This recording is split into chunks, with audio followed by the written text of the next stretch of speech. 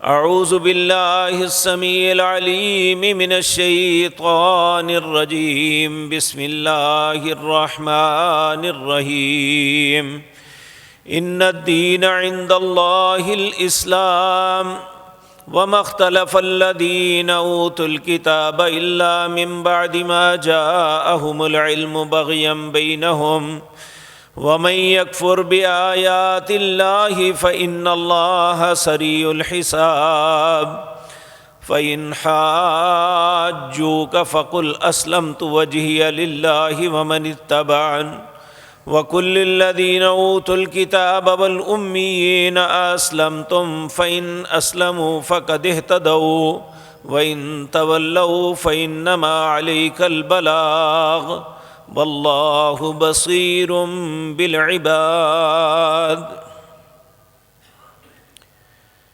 حضرات محترم، اس کائنات کے اندر اللہ مالک نے بے شمار نعمتیں اپنی مخلوقات کو عطا کی ہیں۔ اللہ کی ہر مخلوق ان نعمتوں سے فیض یاب ہو رہی ہے، لیکن یہ بات یاد رکھیں، جہاں اللہ نے ساری مخلوقات میں فوقیت اور فضیلت حضرت انسان کو عطا کی ہے اور کسی مخلوق کو یہ فضیلت اور عزت نہیں بخشی۔ اللہ رب العزت فرماتے ہیں وَلَقَدْ كَرَّمْنَا بَنِي آدَمَ، میں نے بنی آدم کو بہت زیادہ عزت سے نوازا اور کسی مخلوق کو اتنی عزت و شرف سے نہیں نوازا۔ اور اگر تخلیق کا اعتبار بھی ہو تو اللہ قسمیں اٹھا کے کہتے ہیں والتین والزیتون وطور سینین وہذا البلد الامین لقد خلقنا الانسان فی احسن تقویم۔ مجھے تین کی قسم، مجھے زیتون کی قسم، مجھے طور سینا پہاڑ کی قسم، مجھے اس امن مال شہر مکے کی قسم، میں نے انسان جیسا خوبصورت کوئی نہیں بنایا۔ میرے عزیز بھائیوں، اللہ کی نعمتوں کو ہر اللہ کی مخلوق اس سے استفادہ حاصل کر رہی ہے، انسان بھی ان میں ہے، یہ اللہ کی نعمتوں سے فیض یاب ہو رہا ہے۔ لیکن اللہ نے حضرت انسان کو جو سب سے بڑی نعمت عطا کی ہے وہ اسلام کی نعمت ہے۔ اللہ رب العزت کا یہ ہم پہ بہت بڑا فضل اور احسان ہے، لیکن چونکہ ہم موروثی مسلمان ہیں، ہمارے والد محترم بھی مسلمان تھے، ہمارے دادا محترم بھی مسلمان تھے، ہم بھی اپنے آپ کو مسلمان تصور کرتے ہیں، ہمیں قدر نہیں ہے کہ یہ نعمت کتنی بڑی ہے۔ کاش کبھی دنیا میں موازنہ کر کے دیکھیں کہ اللہ نے جو نعمت ہمیں دی ہے، انسانیت کا جو شرف اسلام کی وجہ سے ہمیں عطا کیا ہے، وہ اللہ نے اور کسی انسان کو عطا نہیں کیا۔ لیکن بدقسمتی یہ ہے کہ ہمارے پلے اسلام کے احکامات بھی نہیں ہیں، اسلام کے محاسن سے ہم نے فائدہ بھی نہیں اٹھایا، لیکن احسان بہت جتلاتے ہیں کہ ہم مسلمان، ہماری یہ بات کیوں نہیں مانی جا رہی، ہمارے یہ معاملات حل کیوں نہیں ہو رہے۔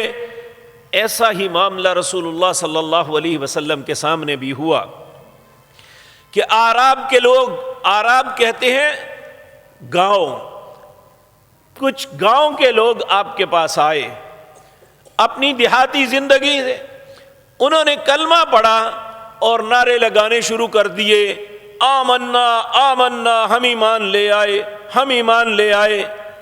اللہ رب العزت نے سورۃ حجرات کی آیتیں اتار دی، کہا قالت الاعراب آمنا قل لن تؤمنوا۔ اعراب کے لوگ آپ کے پاس آئے ہیں اور کہتے ہیں ہم ایمان لائے، انہیں کہو ابھی تم ایمان نہیں لائے، وَلَكِنْ قُولُوا أَسْلَمْنَا، ابھی تم نے اسلام کو قبول کیا ہے، وَلَكِنْ قُولُوا أَسْلَمْنَا وَلَمَّا يَدْخُلِ الْإِيمَانُ فِي قُلُوبِكُمْ۔ ایمان اس وقت ہوگا جی تمہارے دل میں داخل ہو جائے، اور دل میں داخل کیسے ہوگا؟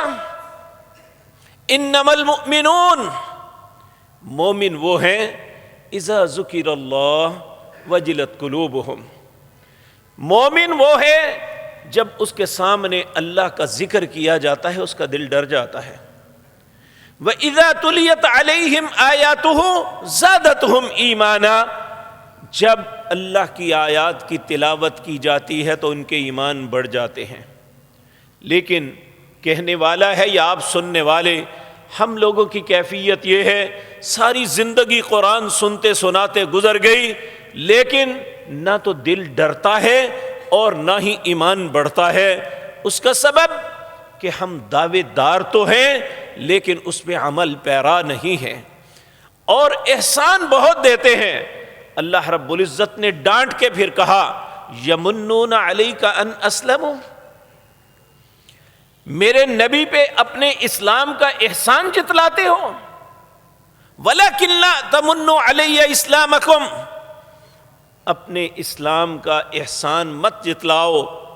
وَلَكِنَّ اللَّهَ يَمُنُّ عَلَيْكُمْ أَنْ هَدَاكُمْ لِلْإِيمَانِ، تم پہ اللہ کا احسان ہے کہ اس نے تمہیں ایمان کی طرف رہنمائی کی ہے. آج اگر ہمیں اسلام کی دولت ملی ہے تو ہمیں اس کی قدر کرنی چاہیے. اور یہ بات ذہن میں رکھیں، یہ اسلام ایسی بڑی نعمت ہے، اس کے متعلق ہمارے مالک و خالق اللہ رب العزت فرماتے ہیں ان الدین عند اللہ الاسلام، سورۃ آل عمران اس کی آیت نمبر 19 اور 20، تیسرا پارہ اس کا نصف پہ آپ جا کے یہ پڑھیں. اللہ رب العزت فرماتے ہیں ان الدین عند اللہ الاسلام، دین جو ہے جسے آپ دین کہہ سکتے ہیں اللہ کے نزدیک وہ صرف اسلام ہے. اور پھر اللہ فرماتے ہیں وَمَا اخْتَلَفَ الَّذِينَ أُوتُوا الْكِتَابَ إِلَّا مِن بَعْدِ مَا جَاءَهُمُ الْعِلْمُ بَغْيًا بَيْنَهُمْ، یہ جو اہل کتاب ہیں نا، انہوں نے اسلام کے ساتھ جو اختلاف کیا ہے لاعلمی میں نہیں کیا، واضح دلائل اور علم آنے کے بعد انہوں نے ایسا کیا. کیوں؟ بغیم بینہم، بغض، اناد اور عداوت کی وجہ سے. آج ہم مسلمان بھی مختلف فرقوں میں بٹے ہوئے ہیں. واللہ باللہ سمت اللہ، کوئی ایسا شخص کسی فرقے کا عالم دین ایسا نہیں ہے جسے علم نہ ہو کہ حق بات کیا ہے اور میں کہاں کھڑا ہوں. لیکن صرف علم ہونے کے باوجود بغاوت، سرکشی اور ایک دوسرے کی ضد کی وجہ سے حق کو قبول کرنے کے لیے تیار نہیں ہے. العیاذ باللہ. جبکہ اسلام جو ہے اتنا پیارا دین ہے، یہ تو اللہ کا دین ہے. ہمیں اسلام کو فالو کرنا چاہیے، فرقوں کو فالو نہیں کرنا چاہیے کہ ہم یہ کہیں کہ ہمارے ابا جان فلاں فرقے سے تعلق رکھتے تھے تو ہم بھی وہی، ہمارے دادا محترم فلاں فرقے سے تعلق رکھتے تھے تو ہم بھی وہی. نہیں، ہمارے لیے دین اگر کوئی چیز ہے تو ان الدین عند اللہ الاسلام، اللہ کے نزدیک دین صرف اسلام ہے. تو اللہ فرماتے ہیں وَمَن يَكْفُرْ بِآيَاتِ اللَّهِ، یہ میری آیات ہے، میری نشانی ہے، اور جو اس کا انکار کرے فَإِنَّ اللَّهَ سَرِيعُ الْحِسَابِ، اللہ بہت جلد حساب لینے والا ہے. میرے عزیز بھائیوں، میں یہ بات پہلے بھی عرض کر چکا، ایک اندھا چلتے چلتی کسی گڑھے میں گر جائے نا تو لوگ اس کے ساتھ ہمدردی کرتے ہیں، اسے گڑھے سے نکالتے ہیں، اس کے کپڑے صاف کرتے ہیں. بیچارہ اندھا تھا، گر گیا. لیکن جب ایک بینا آدمی چلتے چلتے کسی گڑھے میں گر جائے تو لوگ اس کے ساتھ ہمدردی نہیں کرتے، وہ کہتے تو دیکھتا تھا، کہاں تیرا دھیان تھا، کیوں گرا تو؟ اسی طرح میرے عزیز بھائیو، ہم مسلمان بینا ہیں، دیکھنے والے ہیں، ہمارے سامنے واضح ہدایت موجود ہے، اسلام کی رہنمائی موجود ہے. اگر ہم پھر بھی ضلالت اور گمراہی کے گڑھے میں گریں گے تو پھر ہمارا اندھا پن نہیں، ہماری عقل کا قصور ہے. تو اللہ رب العزت مجھے اور آپ کو سمجھ عطا فرمائے. یہ اتنی بڑی نعمت ہے جس کی قدر کرنی چاہیے مجھے اور آپ کو. محاسن اسلام وہ ہے، یقین جانیے دنیا کے کسی ترقی یافتہ ممالک میں چلے جائیں آپ، انسان بڑی خوبصورت لباسوں میں چلتے ہیں، جسم سے بدبو آتی ہے، طہارت نام کی چیز نہیں ہے ان کے پاس، وہ حلال و حرام کی تمیز نہیں ہے۔ اللہ نے ہمیں انسانیت کی معراج عطا کی ہے، ہمیں حرام اور حلال کی تمیز بتائی ہے، ہمیں دنیا میں رہنے کا ڈنگ سکھایا ہے، لیکن ہم پھر بھی اپنے دین پہ تانا زن ہیں، اپنے دین کی مخالفت پہ کمر بستہ ہیں۔ تو اللہ رب العزت فرماتے ہیں وَمَن يَكْفُرْ بِآيَاتِ اللَّهِ وَمَن يَكْفُرْ بِآيَاتِ اللَّهِ فَإِنَّ اللَّهَ سَرِيعُ الْحِسَابِ، جو میری آیات کا، میرے احکامات کا انکار کرے گا میں بہت جلد اس کے ساتھ حساب کروں گا۔ فَإِنْ حَاجُّوكَ، اگر اس اسلام کے معاملے میں تم سے کوئی جھگڑا کرے تو فَقُلْ أَسْلَمْتُ، تم ببانگے دوہل کہہ دو میں اللہ کا فرما بردار ہوں، جو میرا رب کہے گا میں وہ کروں گا، جو میرے رہبر جناب محمد الرسول اللہ فرمائیں گے میں اس طریقے پہ چلوں گا۔ میرے سامنے کوئی مسلک، کوئی مولوی، کوئی پیر، کوئی آگو، کوئی حیثیت نہیں رکھتا۔ میں اگر ایمان لاتا ہوں تو اللہ اور اس کے رسول صلی اللہ علیہ وسلم پر۔ یہ ہے اسلام، یہ ہے انسان کی خوبصورتی، یہ اللہ کا احسان ہے ہم پہ۔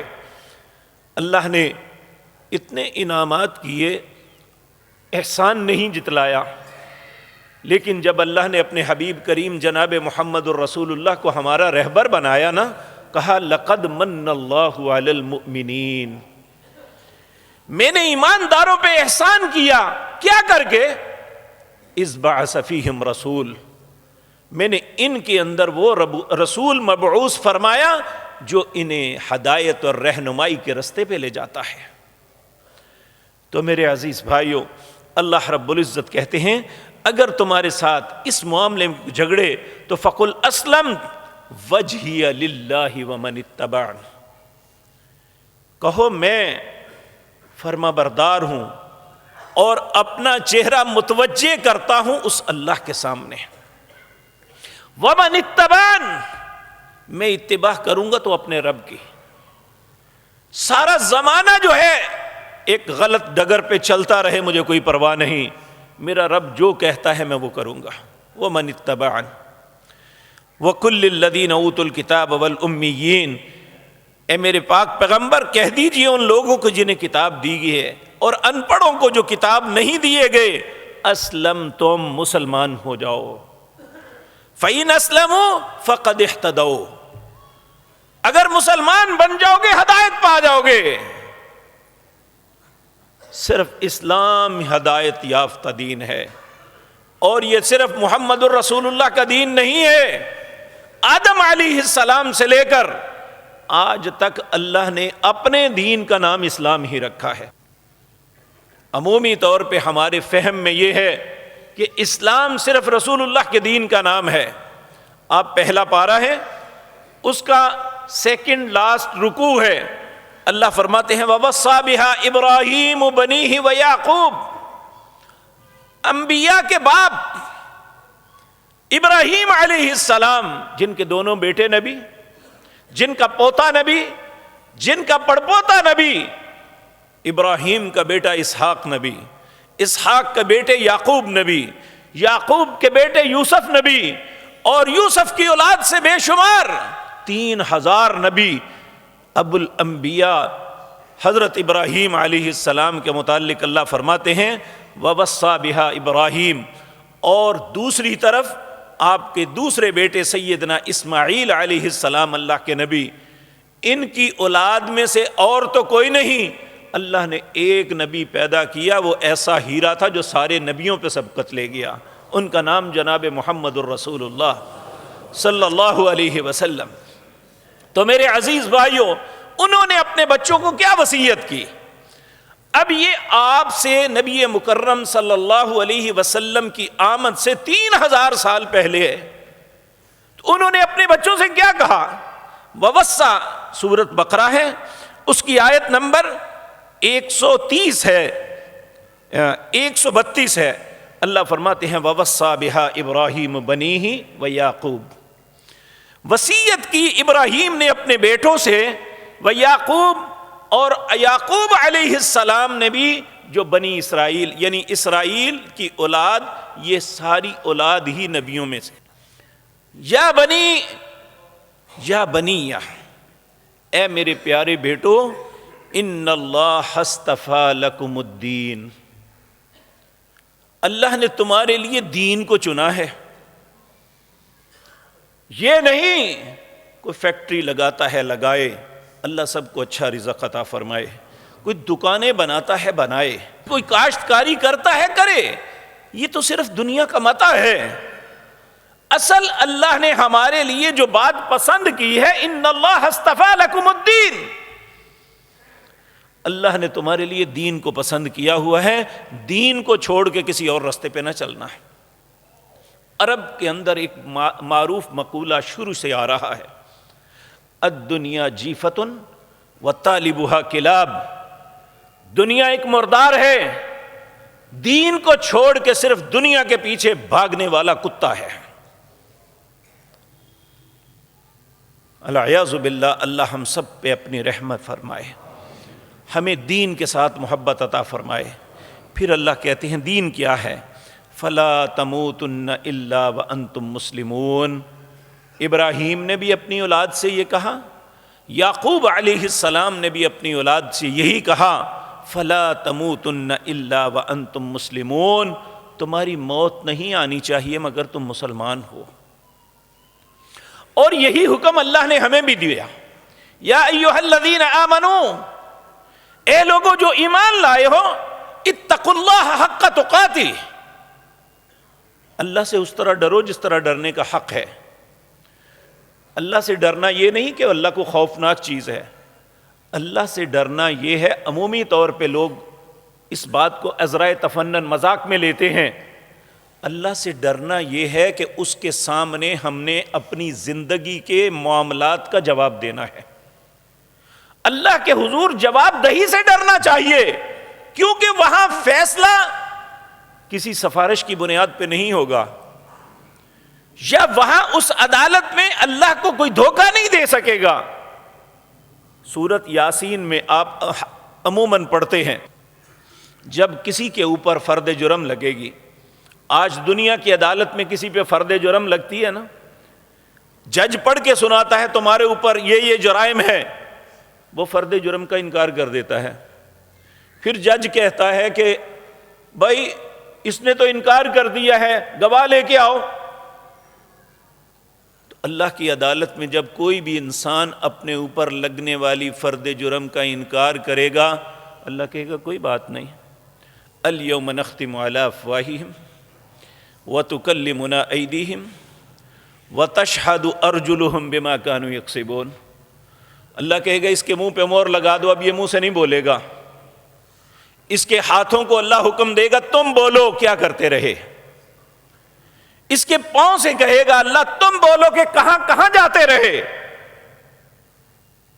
اور ایک مقام پہ آتا ہے جب اس کے ہاتھ، پاؤں، پیٹ، شرم گاہیں بول کے بتائیں گی کہ ہم کیا کرتے رہے، تو پھر یہ حسرت کے ساتھ اپنے ہی اعضاء کو کہے گا تمہیں کیا ہو گیا میرے خلاف. تو وہ کہیں گے آج اس نے ہمیں حکم دیا جس نے ہمیں بنایا، جس کے ہاتھ میں ہمارا سارا معاملہ ہے، اس لیے ہم تیرے نہیں، ہم تو اس کے ہیں. ہمارے اعضاء ہمارے خلاف گواہی دیں گے. تو اس وقت اصل میں ڈرنا یہ ہے کہ اللہ کے سامنے جواب کس طرح دیں گے. یا ایھا الذین آمنوا اتقوا اللہ حق تقاتہ، ہمیں بھی یہی حکم ہے، اہل ایمان اللہ سے اس طرح ڈرو جس طرح ڈرنے کا حق ہے. ولا تموتن الا وانتم مسلمون، تم میں سے کسی کی موت نہیں آنی چاہیے اس وقت وہ مسلمان ہو. اور یہ اتنی بڑی نعمت ہے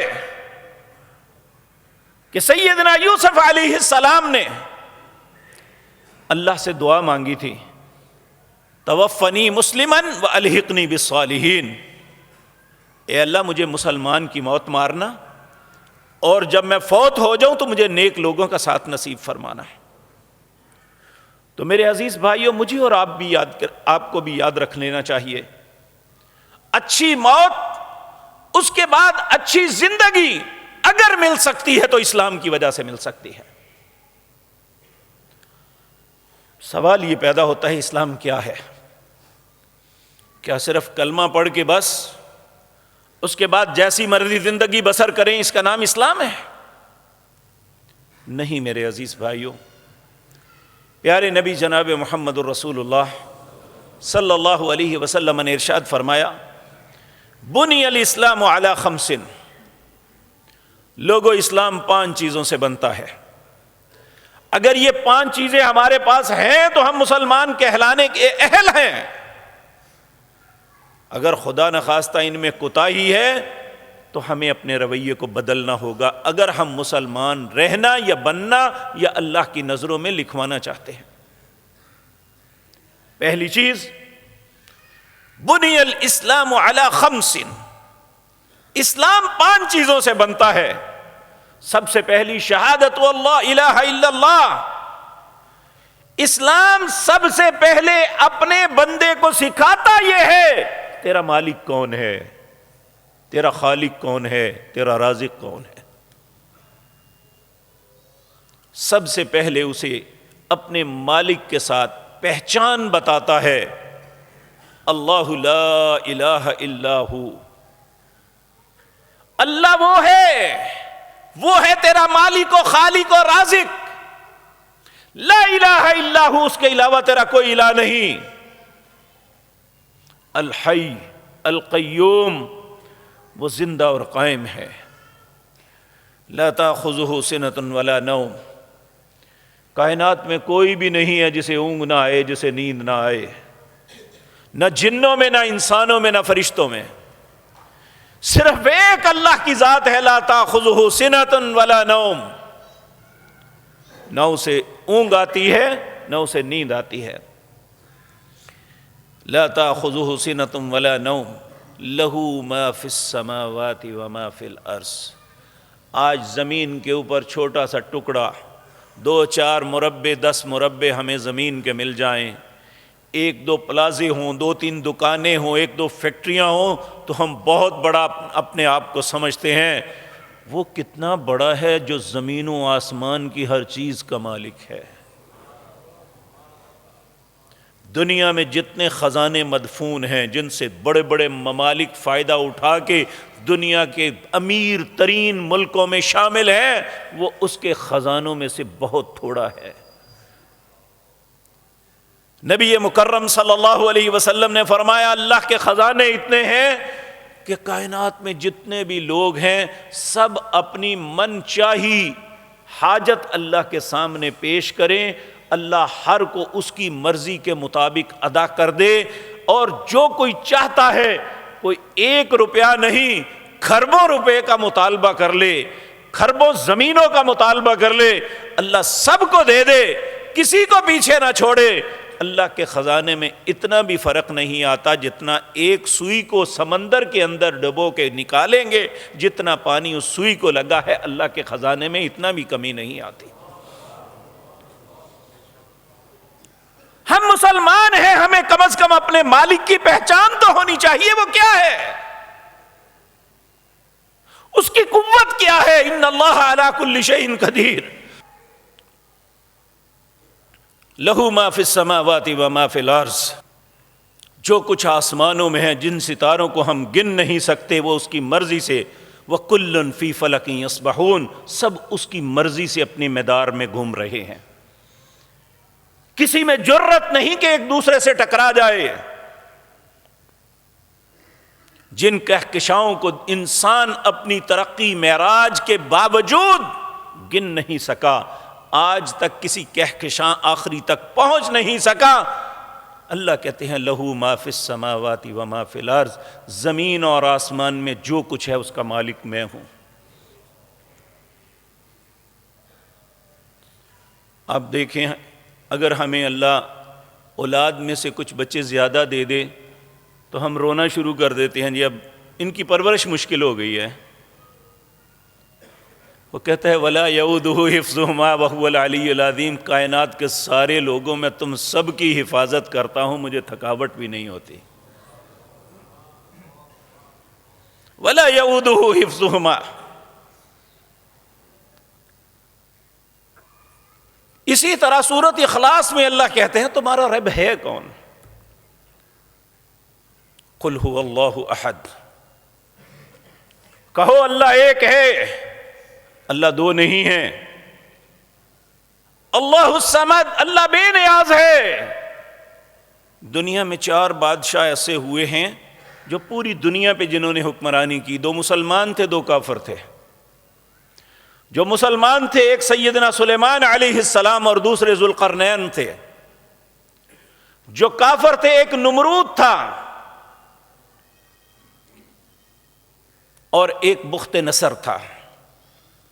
یہ 4 حکمران ایسے جنہوں نے پوری دنیا میں حکومت کی، لیکن وہ بھی نیازمند تھے۔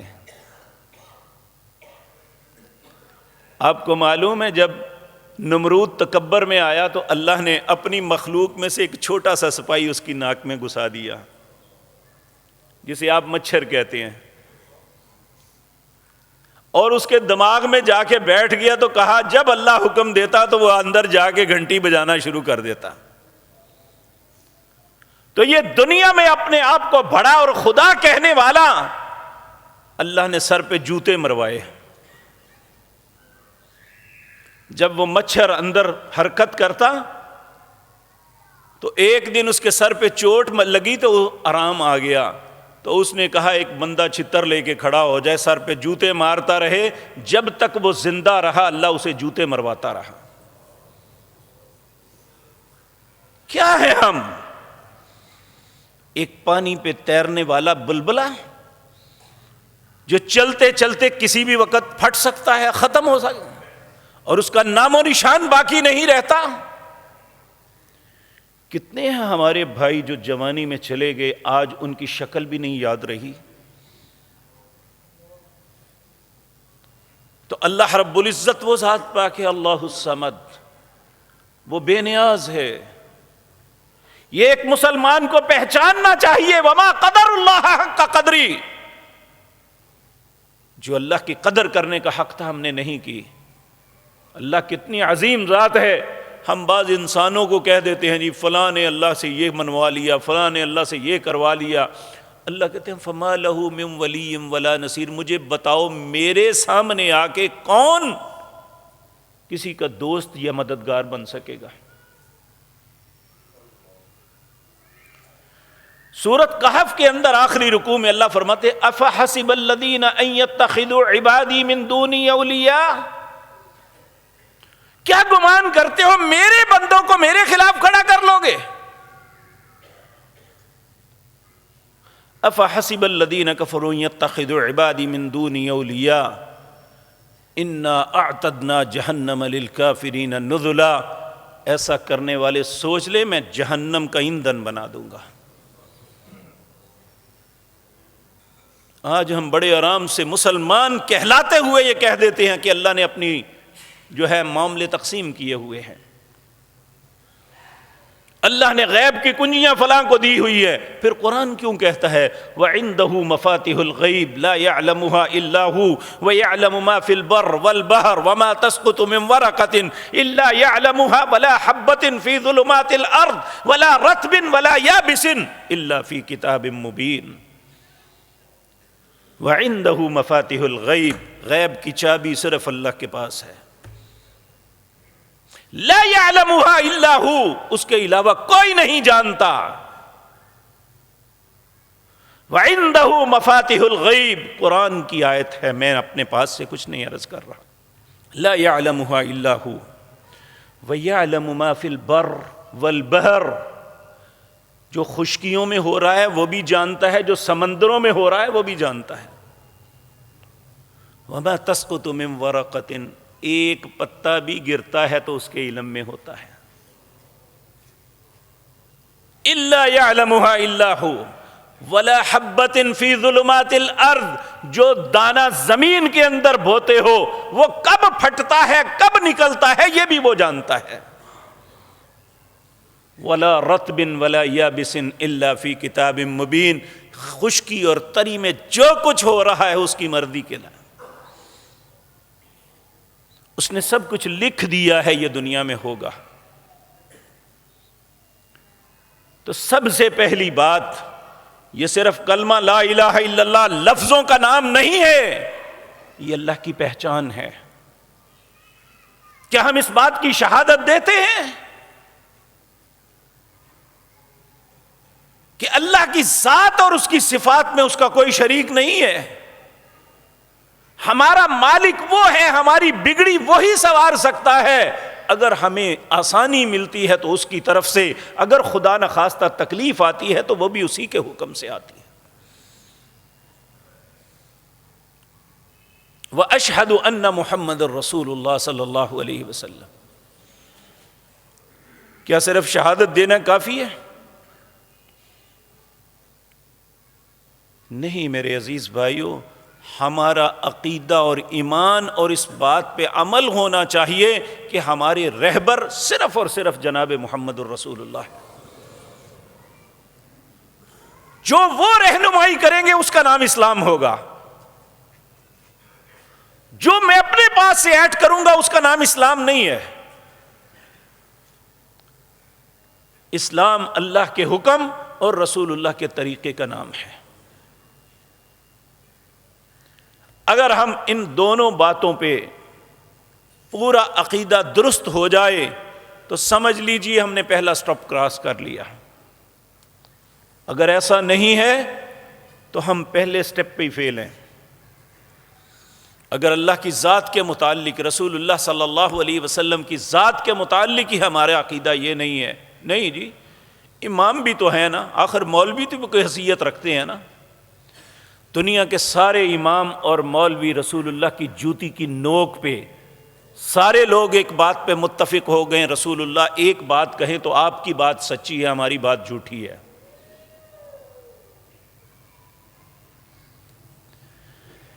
دوسرا، اسلام ہمیں اپنے رب کے ساتھ تعلق قائم کرواتا ہے کہ ایک انسان کا رابطہ خالق کا مخلوق، مخلوق کا خالق کے ساتھ بن جائے، اور انسان کا تعلق اپنے خالق سے کیسے ہوتا ہے؟ یہ نماز کے ذریعے ہوتا ہے۔ مسلمان نماز پڑھتے ہوئے سال ہر سال گزر کے نہیں پڑھی، واللہ اکثر لوگ فتاووں کے لیے آتے ہیں، یہ طلاق، نکاح یا اور مسائل کے فتووں کے لیے آتے ہیں، جس بندے سے پوچھا ہے نماز، بھئی نماز تو نہیں پڑھتے، پھر کیسی مسلمانی ہے ہماری؟ جس نبی کا کلمہ پڑھا ہے اس نے تو یہ کہا تھا من ترک الصلاۃ متعمدا فقد کفر، جس نے ایک نماز جان بوجھ کے چھوڑی اس نے کفر کیا۔ جنہوں نے ہمیں یہ تعلیم دی بین العبد و بین الکفر ترک الصلاۃ، ایک مسلمان اور کافر کے درمیان فرق یہ ہے کہ کافر نماز نہیں پڑھتا، مسلمان نماز پڑھتا ہے۔ میں اور آپ کہاں کھڑے ہیں؟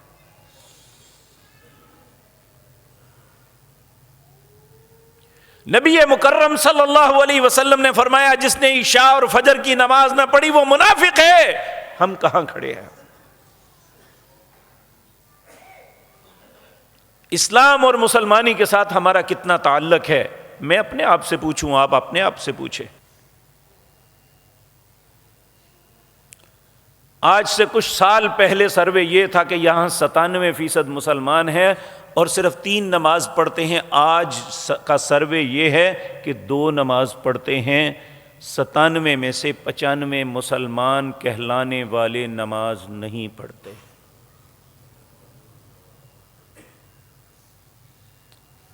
تو کیا صرف ہمارا دعویٰ اللہ کے ہاں کام آئے گا؟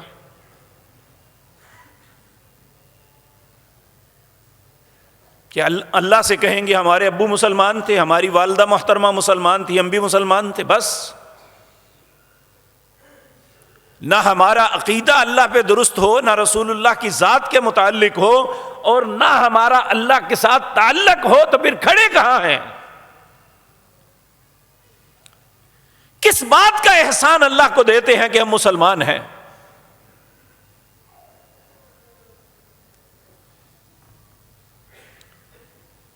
اقام الصلاۃ، اسلام کے آنے کے بعد سب سے اہم بات یہ ہے کہ انسان اللہ کے ساتھ تعلق پیدا کرتا ہے یا نہیں؟ اللہ کے ساتھ تعلق پیدا کرنا وہ نماز کے ذریعے ہے۔ جب مکہ فتح ہو گیا، لوگ فوج در فوج آتے رہے، ہر قبیلہ اس کا سردار نبی کریم صلی اللہ علیہ وسلم کی خدمت میں حاضر ہو کے اپنی کچھ شرائط پیش کرتا، جی میری یہ شرائط ہیں، اگر آپ تسلیم فرما لیں تو ہم مسلمان ہو جاتے ہیں۔ باتیں معقول ہوتی تو آپ کہتے ٹھیک ہے جی ہمیں منظور ہے، آپ مسلمان ہو جائیں۔ دو لوگ ایسے تھے جنہیں آپ نے نفرت کے ساتھ اٹھا دیا اپنے پاس سے۔ ان میں ایک مسلمہ کذاب تھا جس نے بعد میں نبوت کا دعویٰ کیا۔ اس نے نبی مکرم صلی اللہ علیہ وسلم سے عرض کیا، چونکہ یہ اپنے ریاض سے 25 کلومیٹر دور یہ یمامہ ایک جگہ ہے، وہاں ایک بہت بڑا قبیلہ آباد تھا، اس کا یہ سردار تھا۔ اس نے کہا اگر آپ اپنے بعد مجھے اپنا نائب مقرر کر لیں تو میں مسلمان اور میرا قبیلہ مسلمان ہو جاتا ہے۔ نبی کریم نے ایک تنکا اٹھایا اور اسے توڑ کے کہنے لگے میں تمہیں یہ بھی نہیں دے سکتا۔ تم کہتے ہو میں اپنے بعد نائب بنا لوں، نائب تو اللہ نے ابو بکر کو بنا دیا تھا۔ اور دوسرا ایک قبیلے کا سردار کہنے لگا یا رسول اللہ صلی اللہ علیہ وسلم ہر بات آپ کی منظور ہے، لیکن یہ دن اور رات میں آپ 5 نمازوں کے متعلق جو پابندی لگاتے ہیں یہ نہیں کر سکتے، اگر آپ کو منظور ہے تو مسلمان ہو جاتے ہیں۔ آپ نے فرمایا اٹھ جاؤ یہاں سے چلے جاؤ، جس دین کے اندر نماز نہیں وہ دین ہی نہیں، مجھے تمہارے اسلام کی کوئی ضرورت نہیں ہے۔ اے امت محمد الرسول اللہ صلی اللہ علیہ وسلم، ہمیں اللہ نے بہترین کلام اپنی قرآن کریم دیا، اپنے انبیاء میں سب سے افضل و برتر نبی دیا، اگر پھر بھی ہم اندھے کے اندھے ہی رہے تو پھر ہم پہ افسوس ہے۔ اسلام کا دوسرا معاملہ ہے اقام الصلاۃ، نماز کو ادا کرنا۔ تیسرا ہے ایتاء الزکاۃ۔ اسلام خود غرضی کا حکم نہیں دیتا، الدین نصیحہ، جس دین کے ہم ماننے والے ہیں یہ تو خیر خواہی کا حکم دیتا ہے۔ تو جو مال آپ کے پاس ہے، آپ نے کمایا، آپ کی محنت کا ثمرہ ہے، اللہ کہتے ہیں یہ میں نے تمہیں دیا، اس میں سے میرا کچھ حق واپس کر دو۔ وَمِمَّا رَزَقْنَاهُمْ يُنْفِقُونَ، جو میں نے آپ کو رزق دیا ہے اس میں سے خرچ کرو۔ اس کا مطلب ہے جو کچھ آج ہماری پاکٹ میں ہے یا ہمارے سیف میں پڑا ہوا ہے یا ہمارے بینک بیلنس ہے یہ ہمارا نہیں ہے، اس نے دیا ہوا ہے۔ تو جو اس نے دیا ہوا ہے اس سے لوگوں کی خیر خواہی کرو، جن کو اللہ نے نہیں دیا ان کا حق پہچانو۔ وَإِيتَاءِ الزَّكَاةِ، زکوٰۃ کو ادا کرو۔ اگر یہ یعنی 100 میں سے صرف 2.5 روپے اگر دے دو گے تو 97.5 پاک ہو جائیں گے، اگر یہ نہیں دو گے تو سارے کے سارے پلید ہیں، بے شک بڑی محنت کر کے آپ نے کمائے ہیں۔ وَإِيتَاءِ الزَّكَاةِ، اسلام کا تیسرا ستون یہ ہے کہ لوگوں کی خیر اور بھلائی کے لیے خرچ کرو۔ کس میں سے؟ وَمِمَّا رَزَقْنَاهُمْ، جو میں نے تمہیں رزق دیا ہے۔ وَتَحُجُّ الْبَيْتِ، بیت اللہ کا حج کر لینا۔ کیا ہوگا؟ نبی کریم صلی اللہ، 3 چیزیں ایسی ہیں جو انسان کی زندگی کے سابقہ سارے گناہ دھو دیتی ہیں۔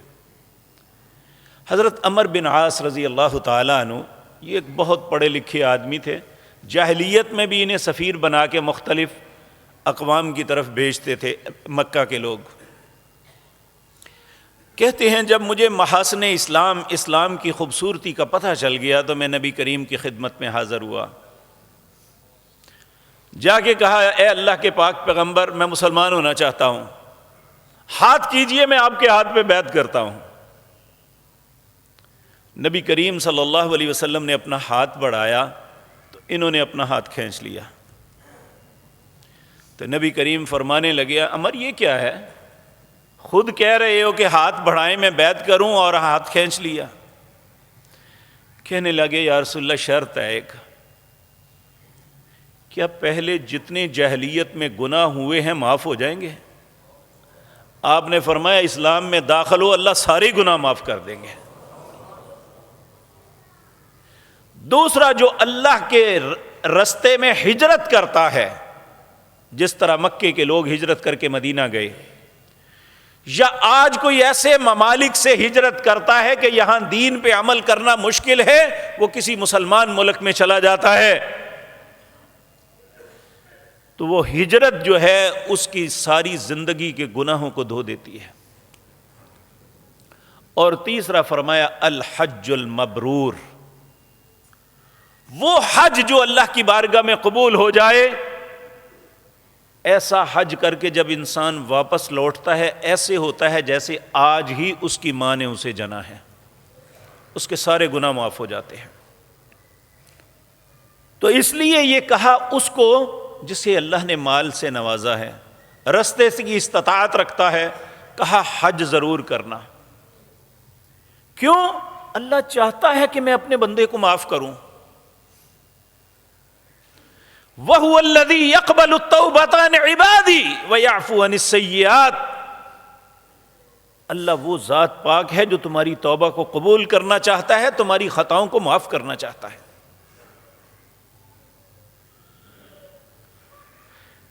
اللہ اکبر۔ تو اللہ یہ باتیں مجھے اور آپ کو سمجھنے کی توفیق عطا فرمائے۔ کہا اگر استطاعت کے باوجود حج نہ کیا، میں اسلام کی موت نہیں ماروں گا، یا یہودی مرو گے یا عیسائی مرو گے۔ یہ ضمناً بات آئی ہے، کل سے حج کی اپلیکیشنز بھی شروع ہو رہی ہیں۔ اس وقت حکومت نے یہ فیسلٹی دی ہے کہ وہ 3 اقساط میں پیسے لیں گے۔ جنہیں اللہ نے استطاعت دی ہے اللہ کے گھر میں جائیں، شاید اسی عمل کے سبب اللہ خطاؤں کو معاف کر کے جنت عطا فرما دے۔ تو کہا حج وَتَحُجُّ الْبَيْتِ مَنِ اسْتَطَاعَ إِلَيْهِ سَبِيلًا، اور پھر فرمایا سال میں 1 مہینے کے روزے رکھ لینا۔ روزہ کیا ہے؟ صبح سحری کے وقت کھانا اور مغرب کے وقت کھانا، درمیان کا کھانا پٹ کر دو۔ اللہ کے لیے ہر چیز کو چھوڑ دو جو آپ کے لیے حلال بھی ہے، اور جہاں کہا جب تمہاری افطاری کا وقت آئے گا نا، للصائم فرحتان، روزے دار کے لیے 2 خوشیاں ہیں۔ پہلی خوشی جس وقت وہ سارا دن بھوک اور پیاس کاٹ کے افطاری کرتا ہے، اللہ کی نعمتوں سے فیض یاب ہوتا ہے کہ جسم کو راحت ملتی ہے، یہ پہلی خوشی۔ اور دوسری خوشی عند لقاء ربہ، جب یہ اپنے رب سے ملے گا، اور اللہ نے ہر چیز کا ایک بدلہ اجر رکھا ہوا ہے۔ اللہ فرماتے ہیں کہ الصوم لی وانا اجزی بی، اس کی میں میئرمنٹ یا وہ کیلکولیشن کر کے نہیں بتاؤں گا کہ اس کا اجر کیا ہے۔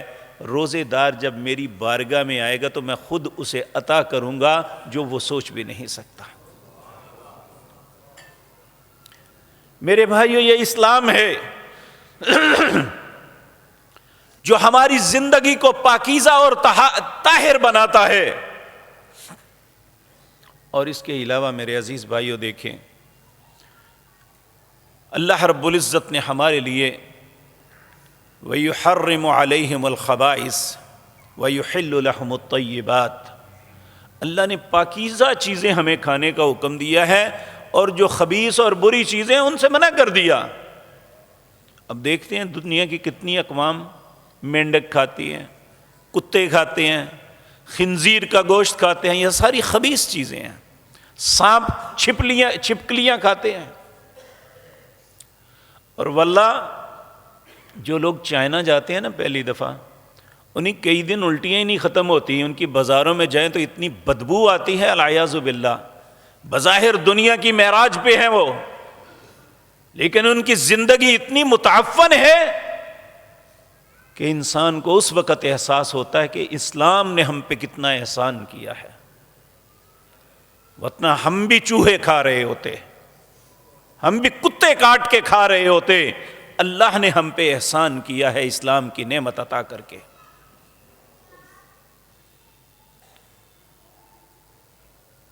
اللہ کی تعریف کرتے ہوئے بعض نیک لوگ یہ کہتے ہیں، الحمدللہ الذی ہدانا للاسلام وآتانا من امرنا رشدا. تمام تعریفیں اس اللہ کے لیے ہیں. ہدانا للاسلام، جس نے ہماری رہنمائی اسلام کی طرف کی. وآتانا من امرنا رشدا، اور ہمیں ہدایت یافتہ بنایا. ہم تو ساری چیزوں کو چھوڑ دیں، صرف اسلام کا احسان اللہ کو دینا چاہے تو نہیں دے سکتے. ساری زندگی سجدے میں پڑے رہیں، اللہ کا شکر ادا کریں کہ اللہ نے ہمیں مسلمان یا مسلمانوں کے گھر پیدا کیا. ہم یہ احسان نہیں دے سکتے.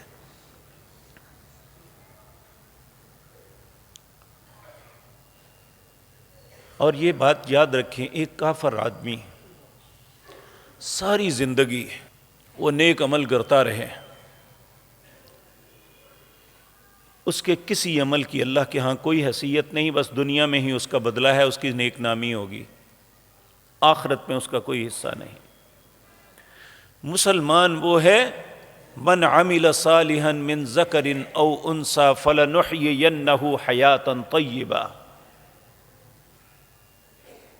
جو بھی مرد یا عورت ایمان کی حالت میں نیک عمل کرے گا، اللہ دنیا بھی خوبصورت دے گا، آخرت بھی خوبصورت دے گا.